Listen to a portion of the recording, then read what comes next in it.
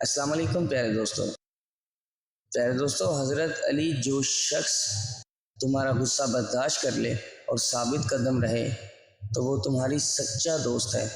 حضرت علی کا فرمان ہے، چیزیں وقتی ہوتی ہیں، ٹوٹ اور بکھر جاتی ہیں، لیکن رویے دائمی ہوتے ہیں، صدیوں کے لیے اپنا اثر چھوڑ جاتے ہیں۔ تم پانی جیسے بنو جو اپنا راستہ خود بناتا ہے، پتھر جیسے نہ بنو جو دوسروں کا راستہ بھی روک لیتا ہے۔ حضرت علی رضی اللہ تعالیٰ عنہ فرماتے ہیں، دوست کو دولت کی نگاہ سے مت دیکھو، وفا کرنے والے دوست اکثر غریب ہوتے ہیں۔